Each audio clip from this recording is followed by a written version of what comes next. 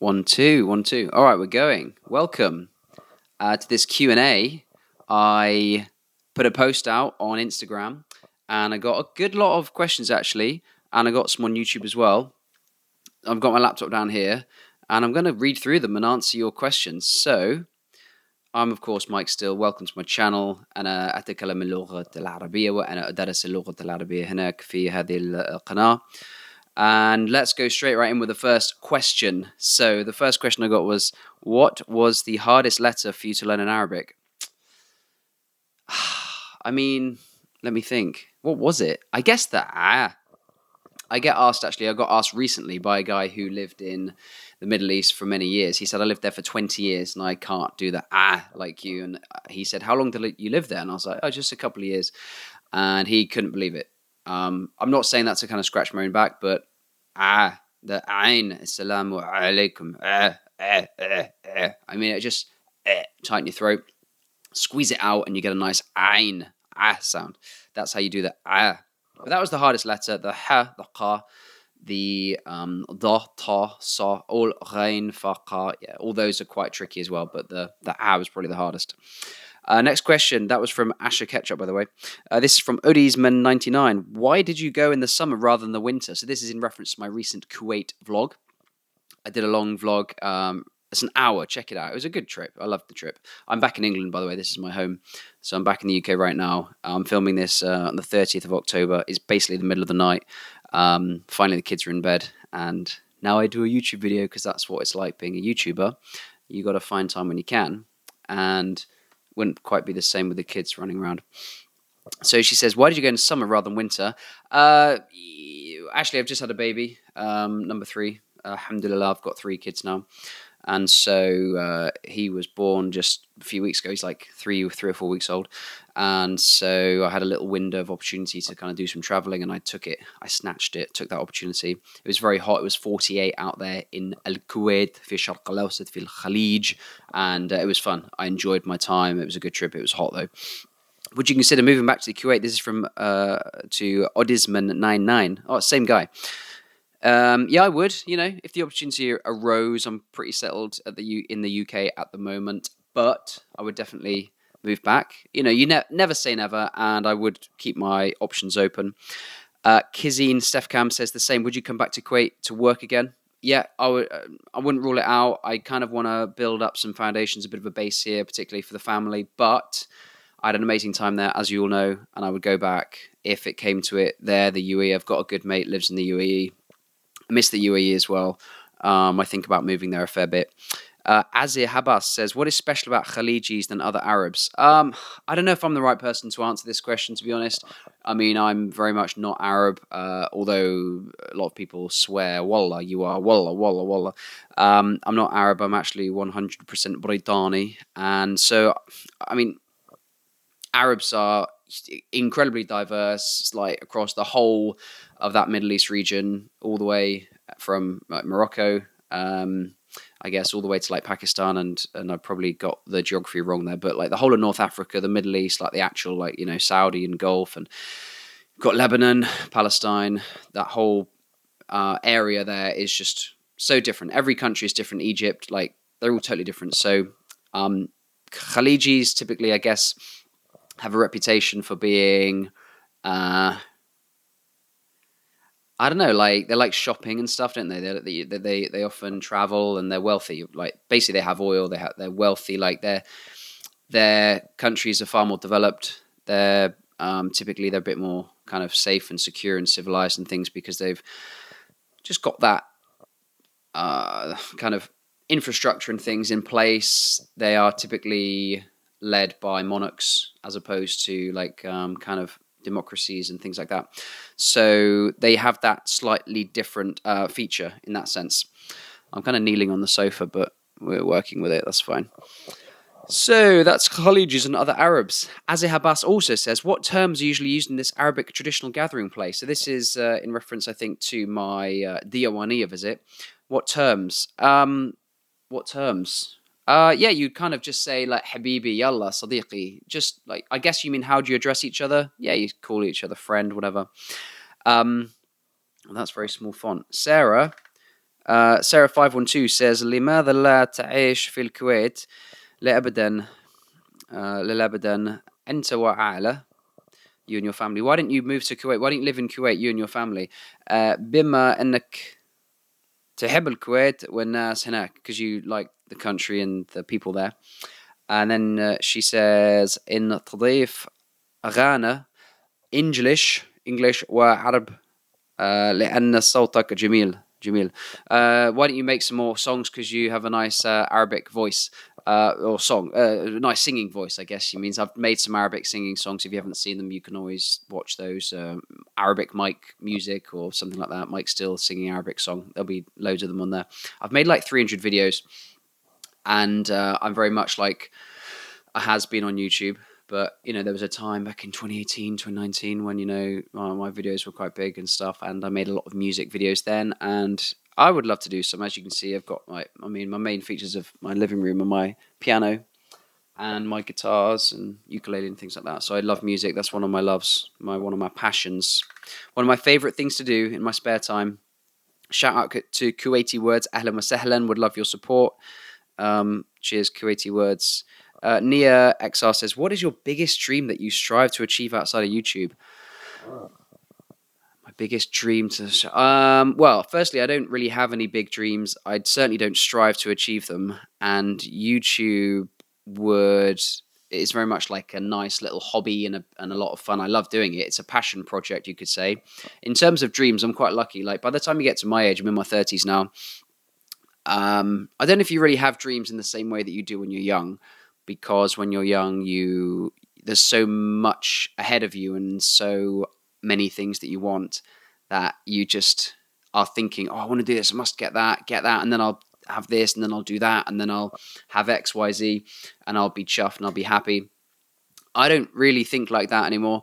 I'm really fortunate. I'm extremely lucky in life, and it's mostly luck, little bit of work here and there, and I also don't really want much in life. I'm very satisfied and very content with very little. So I achieved my dream, I guess, when I was 28 of quitting my job and actually just basically being free.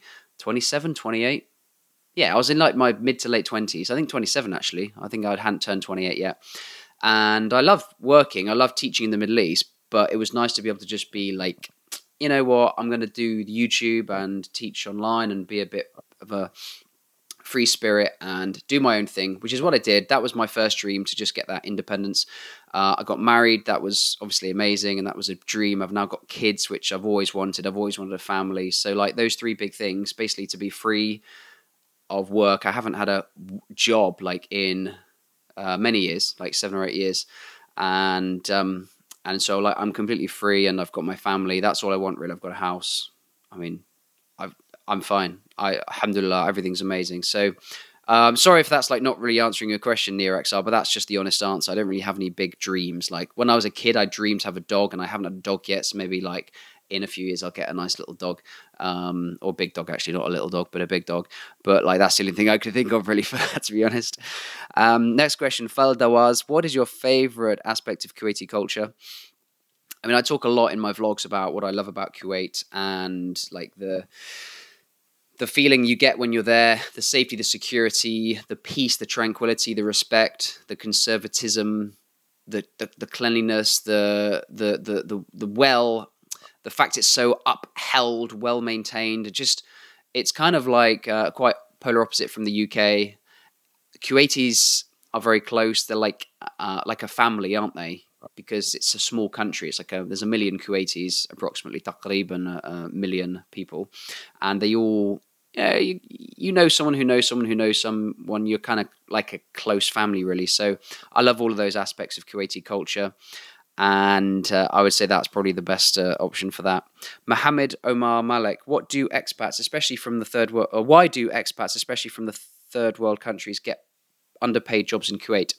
Yeah, a lot of Kuwait's workforce is made up of, like Mohammed says, he says third world countries. Lots of poor regions, Pakistan, Bangladesh, and Philippines. Not that they're particularly like the poorest, but I guess if you've got a lot of labour, it's quite a desirable thing for people from those countries to go and work in Kuwait and earn relatively good salaries. So yeah, I mean, it seems like a win-win in some ways, if assuming you're willing and you want to go there and earn a bit of money, send it home. If you're from like India, or India's wealthy now anyway, but a poor country, I guess Bangladesh maybe is a good example. But there are poor people in all countries, not just the poor countries. So if you're wanting to earn more income and send money home to your family, I've met many people in Kuwait who do that, and it works out well for them. When will you travel next in the Gulf region? I don't know, but inshallah next year, maybe 2025, I'll go back. Maybe it's Mamlakat Al-Arabiya Saudiya, inshallah. I don't know exactly, but something like that. Maybe Saudi, UAE, Kuwait. Yeah, that's from on entree. Thank you. A new tray. I don't have a specific flight plan or anything like that right now. If I do travel again, it'll be to Hong Kong in a couple of weeks, because my sister is living out there, kind of on a ship, so she moves around a lot. Shout out to Rebecca, by the way. Wandering Islander, with how things currently are in the UK, would you consider relocating to UAE? Yeah, I would. And I mean, you say with how things currently are in the UK, and I take it you mean the general kind of managed decline of society and degradation of everything that the UK used to be. And yeah, it kind of sucks. I mean, life's fine here. There are a lot worse places to live, and there are, at the end of the day, it's my home. You know, I'm British. I was born here. I was raised here. I grew up here. I lived here my whole life until I then left in my 20s to live in the Middle East. And so it is home. And well, I was going to say I can't imagine raising my family anywhere else, but I definitely can. And actually, having lived in the Middle East and Southeast Asia, and I'm actually married to an American, so she's American. We could have moved to America. I could have lived in any of those places, but actually, the UK for raising a family on like low or middle income, like I am, being self-employed and stuff, like. I said this before, but like the UK is a great place to like not be wealthy in. Like I'm not like wealthy, but I'm comfortable, and I've got my freedom, and I've got a lot of free time which I spend with my family. But I'm not like a business owner worth millions and millions of pounds, and I don't have a really high income. If I had any of those things, I would be out. I'd be gone out the door, and that's basically what people are doing, which is why our whole systems are failing, and we don't have the finances to fund our services, because all the people with money are looking and going, this isn't a good deal, I'm going to leave. And I don't blame them. I would if I was in that position. But for me, in my specific situation, you know, if you're earning like £40,000 a year, like it's fine. Like it's a good place to live, because you're still kind of just outside of that higher tax rate, and you get the public services, even though they're not amazing. They're okay. They're pretty decent, and it's my home. My family are here, my friends are here, so alhamdulillah, it's lovely. That was Wandering Islander. Okay, what's the next language you want to learn after you master Arabic? From Ash Ketchup again. Probably Thai. I like Thailand. I spent a year or two there after leaving the Middle East, after stopping off in Europe, and yeah, Sawadee krap. Sorry, Sawadee krap. See, I'm so rusty, I got the gender wrong. How high are you? I'm like 5'7", so taller than Messi. Messi's pretty short. Tom Cruise is pretty short. They're my buddies. 5'7", yeah. What traditions have you learned so far from the Kuwaiti Diwaniya? So when someone walks into the Diwaniya, that's from Azabas again, everyone greets everybody individually, which I explained, and it's just you have your tea or coffee, you shake your cup when you're done. If not, they'll just keep filling it up. Those traditions probably mentioned in the video, actually. Wandering Islander, any advice on TEFL prospects in UK, UAE for 2025? Not really. I have no idea, but there's always people who want to learn English, so I'm sure you'll find some work somewhere. I don't have any inside info on that. That's not really my remit. I'm a physics teacher, actually. I did a physics degree. I'm a scientist. I teach science and tutor in that. Most of my income now comes from kind of the financial world, which is why you'll see videos about finance, and I have a Bitcoin Instagram and a Bitcoin Twitter and stuff like that. But TEFL... sorry, I just can't really help you there, Wandering Islander. Khalaf 771 says, even fast food tastes better in Kuwait. You're not wrong.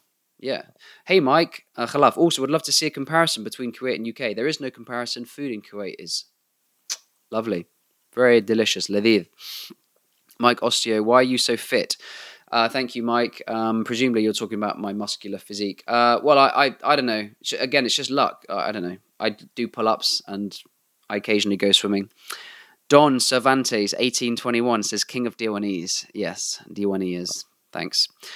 Tol Gabatab, how is life at Kuwait City? It's a great life. I've made vlogs all about it. I'm not going to go too much into that now. Thank you, Tol Gaptip.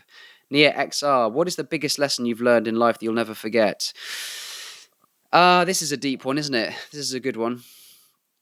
I mean, I think like a pivotal point for me was moving to uni, well, leaving home at 18, going to uni. I'd only just turned 18 because I'm like a summer baby, if you like.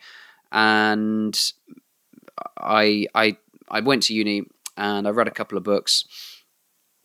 And one of them was The Power of Now. And I guess it taught me that like the past doesn't exist, the future doesn't exist, and all you have is this moment right now. And that's like such a cliche, but I've never really learned a lesson that's more potent or kind of prescient or striking than that.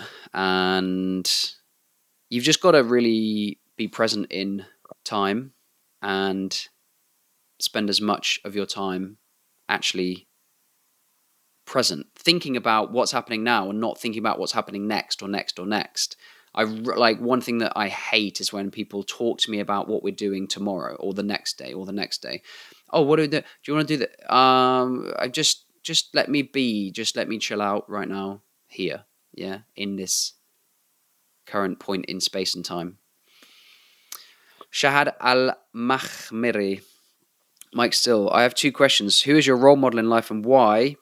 What type of content do you hope to see more of? Well, let's do the first one first, which is obviously quite a deep one. Who is your role model? Well, obviously, both my parents are wonderful parents. I say obviously, that's not obvious at all. But my role models would immediately, I'd go to them. You know, I take kind of, nobody's perfect, but I take them as role models 100%. And I wouldn't be the same person if I'd had different parents, that's for sure. But it's got to be Jesus, hasn't it? I mean, Jesus, I was raised very Christian. He's pretty much the only correct answer.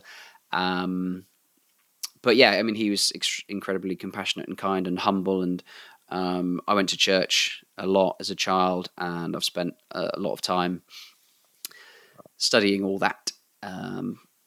Well, studying Jesus, I guess. And although I'm not as pious as a lot of my friends are these days, but Jesus has to be up there with his with his life, the life that he led, and the stories in various books and things. So, that's got to be my answer for my role model, to be honest, if I had to choose one. And what type of content do you hope to see more of on YouTube? Well, I don't know I think you mean make. What type of content do you hope to make more of? I don't really know. I mean, I said I'd do a Q&A video. I got lots of questions just to kind of get to know each other again. I'm not like making content to go viral to get millions of views. Obviously, if it happens, great. But YouTube makes up a small part of both my kind of time and my income. So it's a passion project. It's a hobby. I would like to do some more translations. I'd like to do some more travel vlogs because I love sharing my trip with people and I love the comments I get. The great thing about YouTube is if you make a video today and then it's online for like 10 years, as a lot of my videos are, because I've had my channel now for 11 years, you still get like this feedback, this constant feedback. And there are people, as you know from my vlogs, because in my recent Kuwait vlogs, I actually met people who I met through YouTube, as in I met up with people that I met online, I met on YouTube. So you make real friends with real people who are actually like real human beings. And that's really what I get most out of YouTube. So I'll do translations because I like studying languages. Obviously, life's busy at the moment. But I will do translations, maybe a bit of music, basically whatever you guys fancy, to be honest, and what I feel like at the time. How do you plan to evolve your content as you grow? That's from Abdullah. Well, I think I kind of answered that, didn't I? Not sure. Who knows what the future holds? I certainly don't. This one's a core channel 50. Sheikh Mike, Assalamu alaikum. أنا أحب اللغة العربية أيضا وأنا أريد من الممكن أتكلم باللغة العربية. وحدي السؤال. If you have children, yeah, Mike, which do you think is better, raising them in Kuwaiti traditions or in English traditions, and why? So I've talked a little bit about this, haven't I? Just approaching the 20-minute mark. So I don't want to keep this video more than half an hour. But my basic thought is that I'm 100% British. I was raised with British traditions, and my life experience in the Middle East and just in my specific path in life is obviously going to influence the way I raise my children. Kuwaiti traditions and English traditions, I would put to you that even within Kuwait, people raise their children in very different ways. So, I mean, I understand what you mean, but there's not really such thing as a Kuwaiti way or an English way. But I can tell you some of the things that I guess I consider when raising my children, despite the fact they're very young. So when you're raising like a young baby or a toddler, it's very different to raising, I'd imagine, like a 10-year-old, a 15-year-old, or like a grown-up adult child, as in, offspring, son, whatever, daughter. So how do I raise them? Well, I try and spend as much time with them as I can. I'm lucky that I don't work, 80 hours a week. I don't run a business. I don't have 12 employees or 100 employees. I spend a lot of time with my family, and basically if I get to the end of the day and I've done nothing kind of useful, productive, or off my to-do list, or productive is the best way. If I've spent quality time with my family, then that's all that matters, and that is like the biggest tick in the box for me, and I can go to bed happy and wake up happy the next day. So it's all about kind of being present with them in time, really.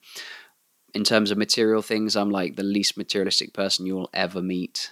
I don't really like even buying them presents for their birthday and Christmas, because I'm just like, they have loads of stuff. I mean, this whole room is full of toys, and they've just, like, when you have kids and you have a big family, I've got a big family, they kind of get toys and things everywhere. We get given things, we get free stuff. Like this ball pit actually was just given to us by like a friend for free.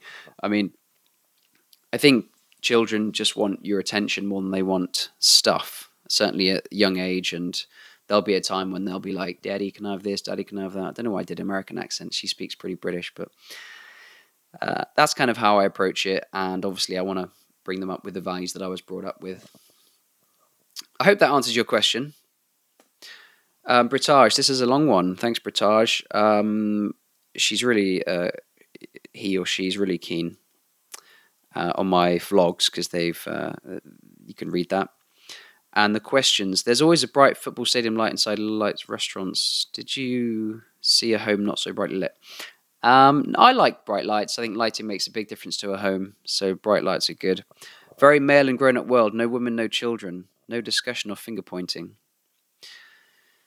The question is, I just wonder, do you meet any women from time to time in such a private setting? Not really, no. You don't really meet women in the Middle East. It's not just a meme.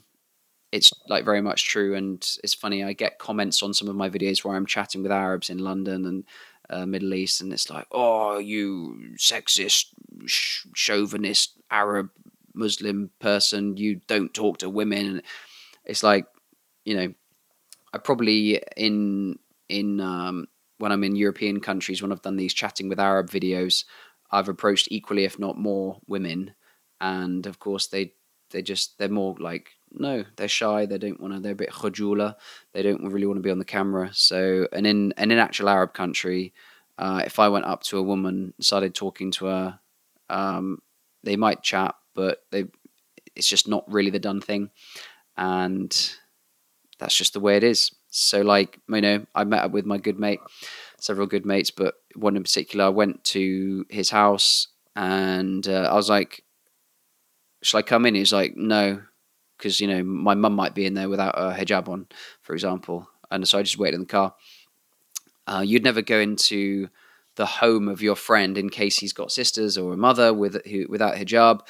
And a Diwaniya is like a man's thing. Women have their own equivalent, which is basically the same, but for women. So I gather, I don't know. I've never been to one, of course. So does that answer your question? Probably. Yeah, they meet in parks and things. Outdoors, it's different, but the men kind of gather, the women gather.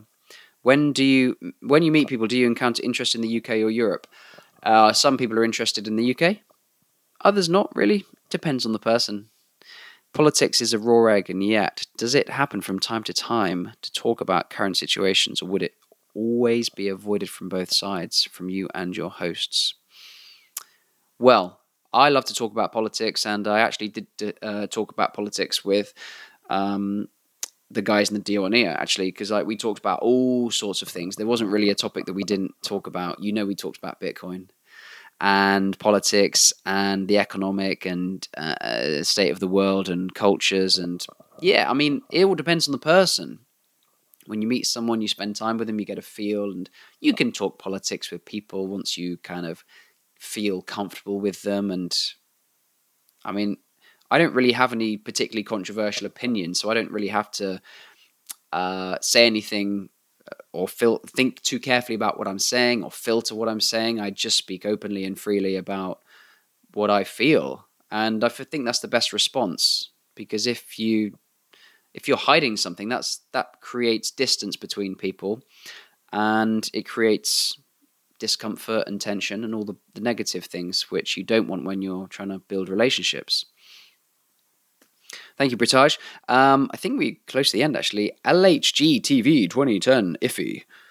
Can you do more cartoon or animes translating? Yeah, I love cartoons. Whenever I've got the television on, I put it on Arabic, although my eldest now is like clued on to it, and she will say, no, English, English, English.